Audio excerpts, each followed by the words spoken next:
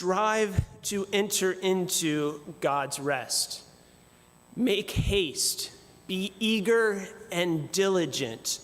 Undertake every effort to rest.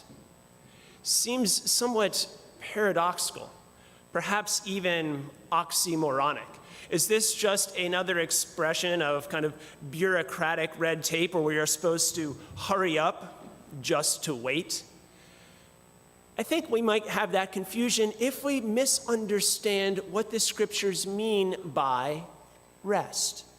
We know that rest is commanded. It is commanded of us to do on Sundays, to do on the Lord's Day, to do on an entire day that is oriented towards rest.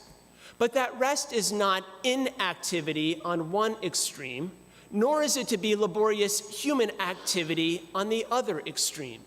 It's not meant to be inactivity such as lazing around on the couch all day, binging on football or Netflix. That is not Christian rest. Nor is it laborious human activity on the other hand, in order to try to kind of forbid ourselves or protect ourselves from falling into a misunderstood notion of sloth. It is not cleaning or mowing the lawn or doing our laundry or going shopping. It's not only protecting ourselves from laborious human activity, but that commandment is also for us to protect other people from having to do laborious human activity as well. It is not inactivity, nor is it laborious human activity, but it's participating in divine activity. This first reading from the letter to the Hebrews describes what that divine activity is. It is taking an entire day in which we remove all obstacles in order to contemplate on the work that has been done, to see it and to see that it is good. This is what the Lord did in those first 7 days of creation, and it's what he is inviting us to do as well, to look upon the works that God has done in the world today and to see that they are good. In our psalm response, we said multiple times, do not forget the works of the Lord.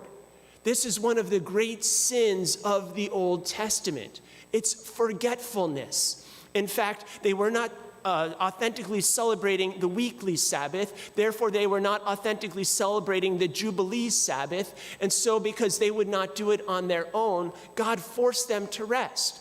How? By invading their lands with foreign powers and exiling them so that the land could rest and so that they could rest, so that they would have this time apart in which they could contemplate the goodness of the Lord and the ways that they were not participating in that goodness. For us too, I would rather choose to rest rather than God to force me to rest. So are we participating in that? If we are not contemplating God's works, if we are not giving thanks to God for those works on a daily basis, we cannot do it on a weekly basis. If we're not doing it on a weekly basis, then we can't do it on a yearly basis.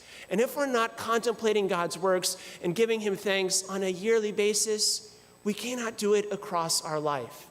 And if we do not do it in this life, we cannot and we will not be able to do it in the life to come. Now, the first problem with this may be that we are not setting aside proper time to contemplate God, to think back on the works that he has done over the last week. But the second problem may be that we are not doing any works to be contemplated, that we may not be participating in the divine activity that is going on each and every day. It is an activity that is meant to be characterized by creativity, generativity, fruitfulness, that God wants to use us as instrumental causes for his grace being expressed in the world, for manifesting his kingdom that is meant to be among us. Are we participating in that work of God? Now, this may stir that age-old controversy between faith and works, and which one is meant to be more important. Well, these two concepts are not meant to be at odds. And in some ways, our gospel passage cuts this argument off at the knees.